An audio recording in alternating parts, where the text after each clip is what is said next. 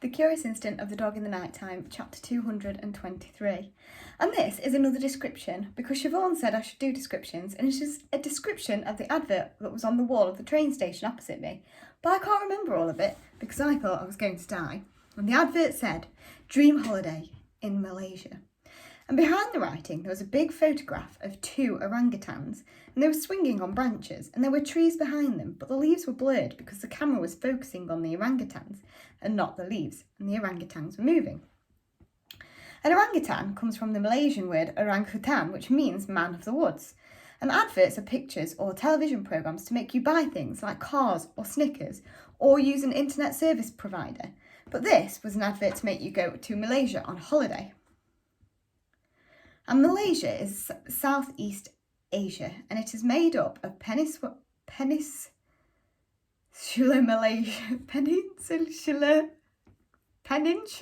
Malaysia, and Sabah and Sarawak and Labuan.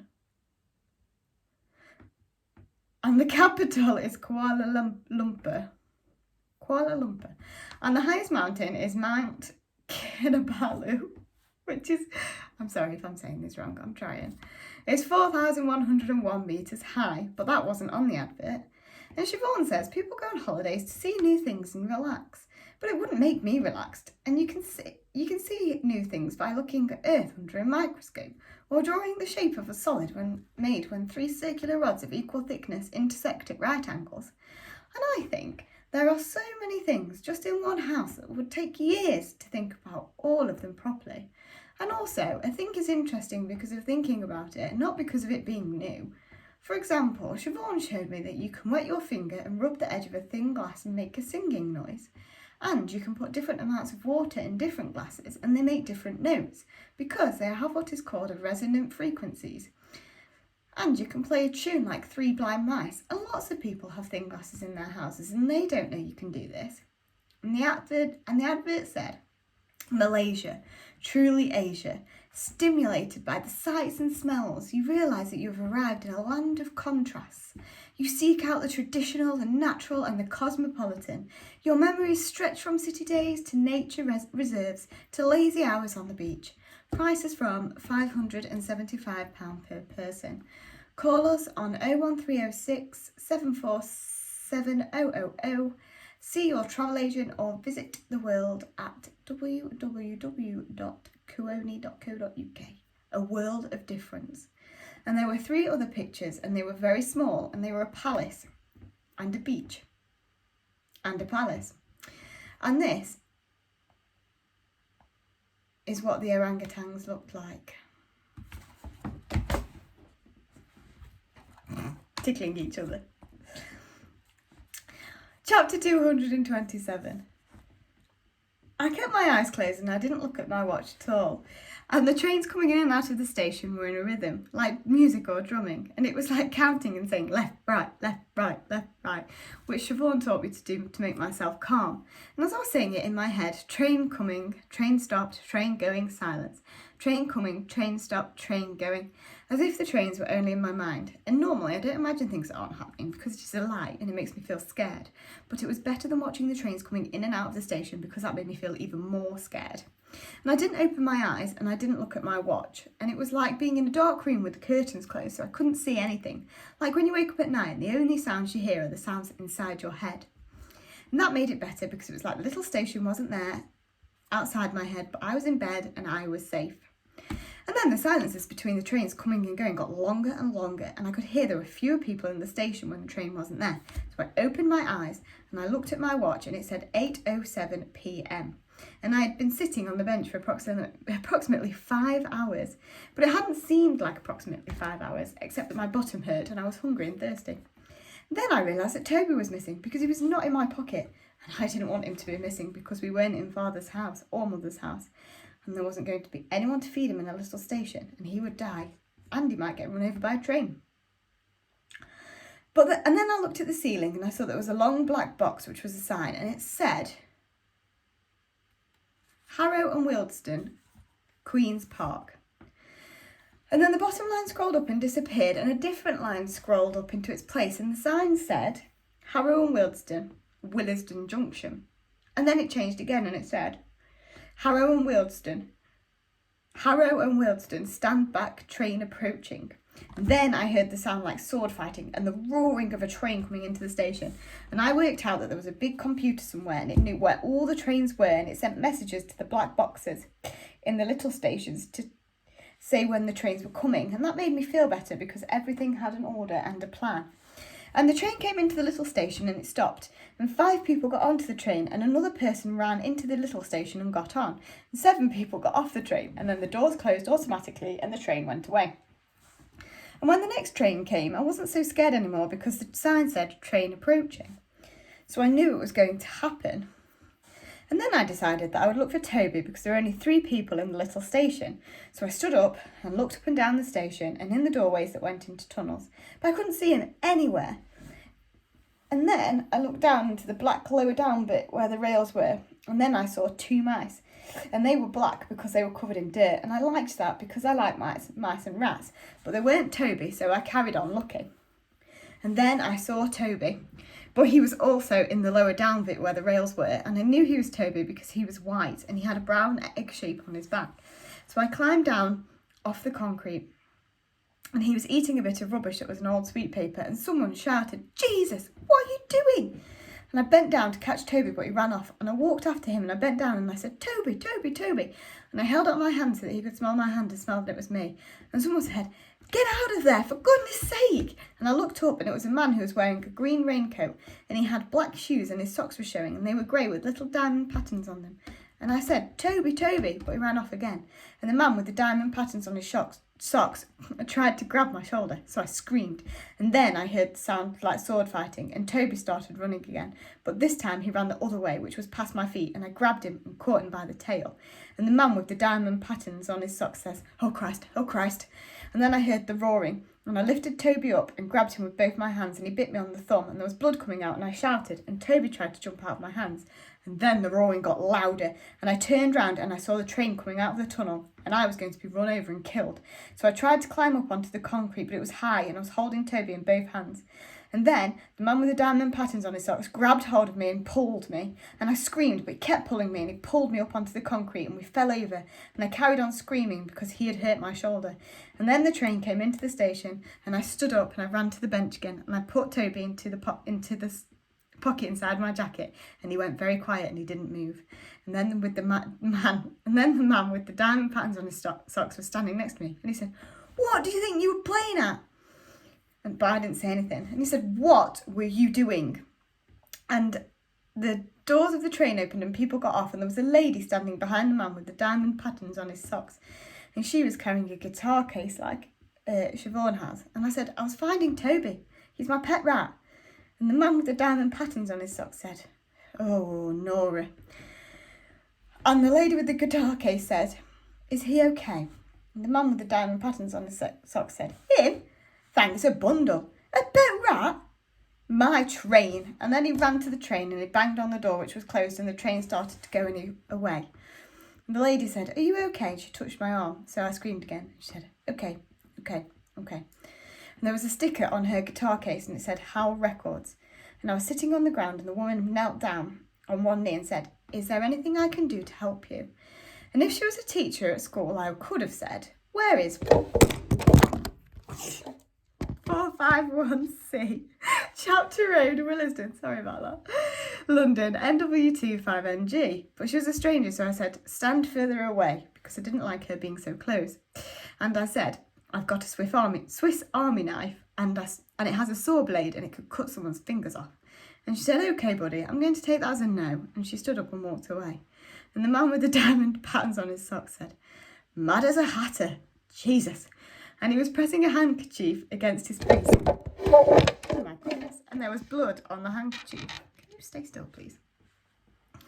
And then another train came, and the man with the diamond patterns on his socks and the lady with the guitar case got on, and it went away again. And then 8 more trains came, so I decided that I would get onto a train and then I would work out what to do. So I got on the next train, and Toby tried to get out of my pocket, so I took a hold of him and put him in my outside pocket, and I held him with my hand. And there were 11 people in the carriage, and I didn't like being in a room with 11 people in a tunnel, so I concentrated on things in the carriage. Stay. And there were signs saying, There are 53,963 holiday cottages in Scandinavia and Germany, and Vitibiotics and 3,435, and penalty £10 if you fail to show a valid ticket for your entire journey, and Discover Gold, then Bronze, and TVIC and EPBIC, and obstructing the doors can be dangerous, and BRV and Con, IC and Talk to the World. And there was a pattern on the walls and a pattern on the seats. Then the train wobbled a lot and I had to hang onto a rail, and we went into a tunnel and it was noisy, and I closed my eyes. I could feel the blood pumping. What is going on in the side of my neck? And then we came out of the tunnel and we went into a little station, and it was called Warwick Avenue, and it said in big letters on the wall, and I liked that because you knew where you were. And I timed the distance between the stations all the way to Willesden Junction, and all the times between the stations were multiple of 15 seconds like this. Paddington, 0-100. Warwick Avenue, 1:30. Maida Vale, 3:15. Kilburn Park, 5. Queen's Park, 7. Kensal Green, 10:30. Willesden Junction, 11:45. And when the train stopped at Willesden Junction and the doors opened automatically, I walked out of the train. And then the doors closed and the train went away. And everyone who got off the train walked up a staircase and over a bridge, except me. And there were only 2 people that I could see, and one was a man, and he was drunk, and he had brown stains on his coat, and his shoes were not a pair, and he was singing, but I couldn't hear what he was singing. And the other was an Indian man in a shop, which was a little window in a wall. And I didn't really want to talk to either of them because I was tired and hungry, and I'd already talked to lots of strangers, which is dangerous. And the more you do something dangerous, the more likely it is that something bad happens. But I didn't know how to get to 451 Chapter Road, London, NW2 5NG, so I had to ask somebody. So I went up to the man in the little shop and I said, "Where is 451C Chapter Road, London, NW2 5NG? And he picked up a little book and he handed it to me, and he said, £2.95. And the book was called London A to Z Street Atlas and Index Geographers, A to Z Map Company. And I opened it up and it was lots of maps. And the man in the little shop said, "Are you going to buy it or not?" I said, "I don't know." He said, "Well, you can get your dirty fingers off it if you don't mind." And he took it back from me. And I said, "Where is 451C Chapter Road, London, NW2 5NG? And he said, "You can either buy the A to Z or you can hop it. I'm not a walking encyclopedia." Oh, excuse me. And he said, "Is that the A to Z?" And I pointed at the book, and he said, "No, it's a crocodile." And I said, "Is that the A to Z?" Because it wasn't a crocodile, and I thought I had heard wrongly because of his accent. And he said, "Yes, it's the A to Z." And I said, "Can I buy it?" And he didn't say anything. And I said, "Can I buy it?" And he said, £2.95, but you're giving me the money first. I'm not having you scarping. And then I realised that he meant £2.95 when he said £2.95. So I paid him £2.95 with my money, and he gave me change just like the shop at home. And I went and sat down on the floor against the wall like the man with the dirty clothes, but a long way away from him. And I opened up the book. And inside the front cover there was a big map of London with places on it like Abbey Wood and Poplar and Acton and Stanmore, and it said "Key to Map Pages." And the map was covered with a grid, and each square of the grid had 2 numbers on it, and Willesden was in the square which said 42 and 43. And I worked out the little numbers were the numbers of the pages where you could see a bigger scale map of the square of London. And the whole book was a big map of London, but it had been chopped up so it could be made into a book, and I liked that. But Willesden Junction wasn't on pages 42 and 43, and I found it on page 58, which was directly under page 42 on the Key to Map pages, which joined up with page 42. And I looked around Willesden Junction in a spiral, which was when I was looking for the train station in Swindon, but on the map with my finger. And the man who had the shoes that didn't match stood in front of me and said, "Big cheese, oh yes, they're nurses, never, liar, total liar." Then he went away. And it took me a long time to find Chapter Road because it wasn't on page 58, it was back on page 42, and it was in Square C, 5C. So I went up the staircase and over the bridge, and I put my ticket in the little grey gate and went into the street, and there was a big bus and a big machine with a sign on it which said English, Welsh and Scottish Railways, but it was yellow. And I looked around and it was dark and there were lots of bright lights, and I hadn't been outside for a very long time and it made me feel sick. And I kept my eyelids very close together, and I just looked at the shape of the roads, and then I knew which roads were Station Approach and Oak Lane, which were the roads I had to go along. So I started walking, but Siobhan said I didn't have to describe everything that happened. I just had to describe the things that were interesting. So I got to 451C Chapter Road, London, NW2 5NG, and it took me 27 minutes. And there was no one in when I pressed the button that said Flat C.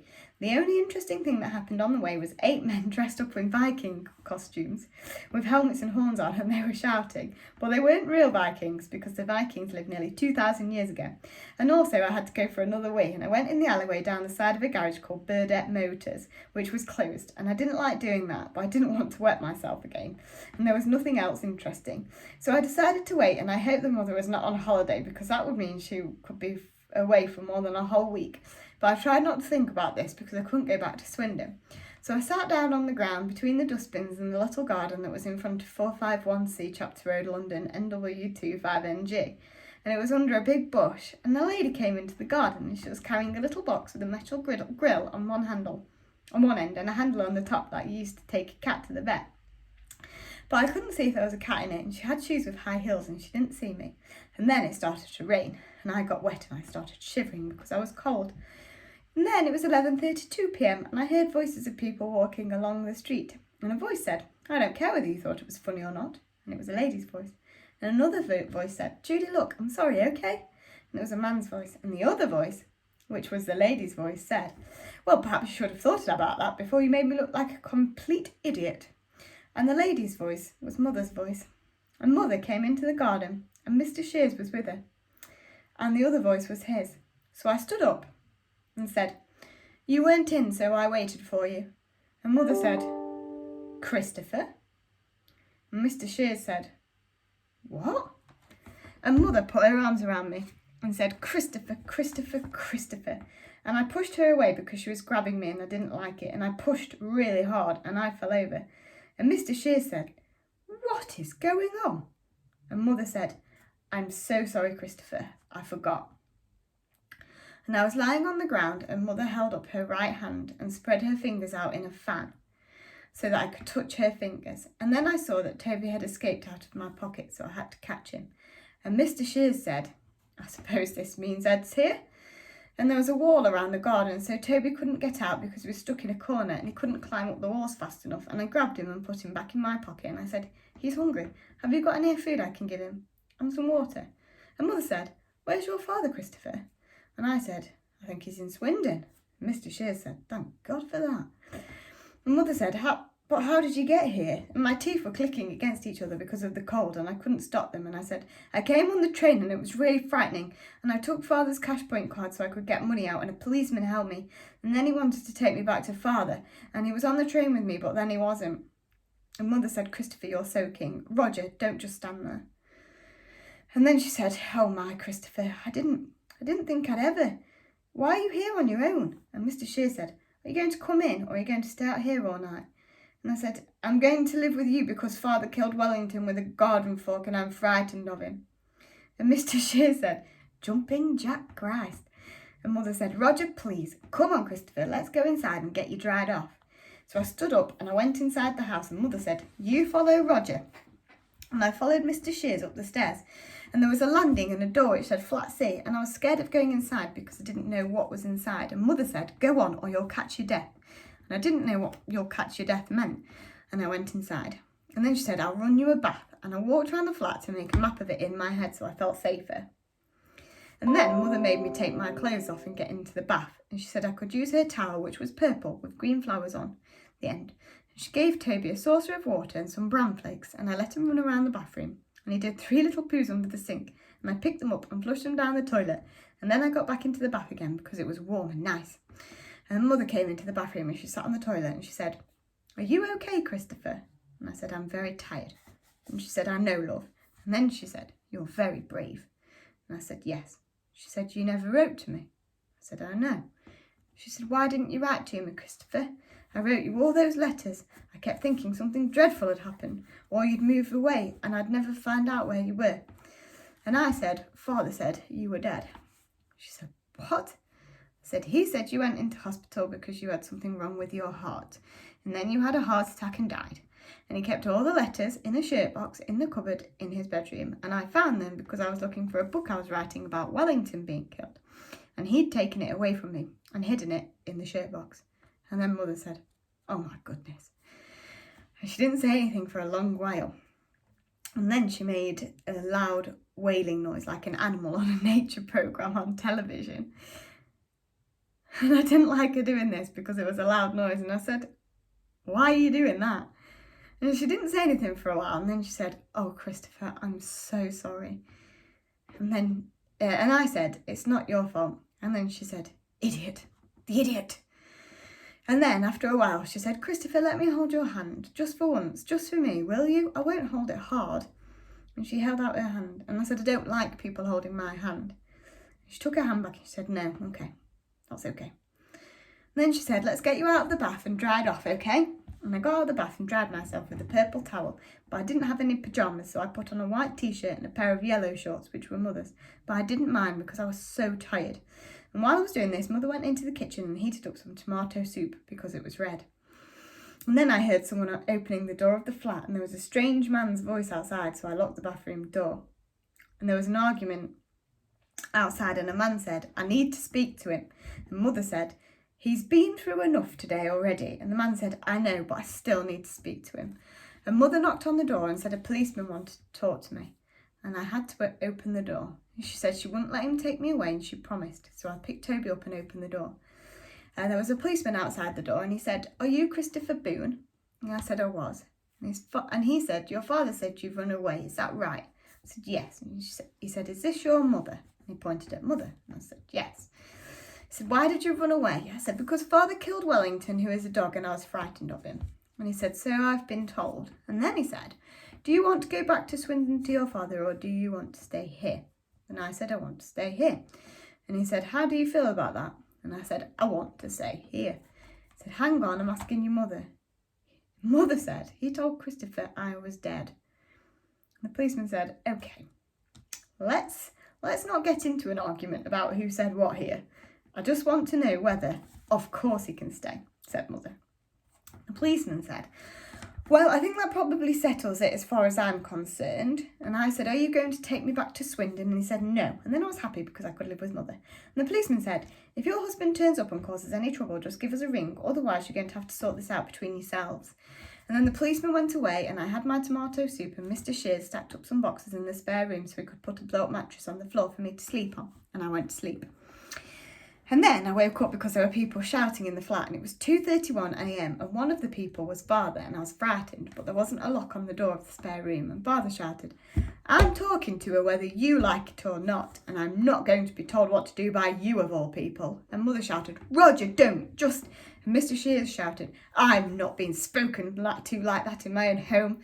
And Father shouted, "I'll talk to you how I want to. How I damn well like." And Mother shouted, "You have no right to be here." And Father shouted, "No right? No right? He's my son, in case you've forgotten." And Mother shouted, "What in God's name do you think you're playing at, saying those things to him?" And Father shouted, "What was I playing at? You were the one that left." And Mother shouted, "So you decided to just wipe me out of his life altogether." And Mr. Shears shouted, "Now let's all just calm down here, shall we?" And Father shouted, "Well, isn't that what you wanted?" And Mother shouted, "I wrote to him every week. And Father shouted, "Wrote to him? What the use is writing to him?" And Mr. Shears shouted, "Whoa. And Father shouted, "I cooked his meals, I cleaned his clothes, I looked after him every weekend, I looked after him when he was ill, I took him to the doctor, I worried myself sick every time he wandered off somewhere at night, I went to school every time he got into a fight, and you, what? You wrote him some letters?"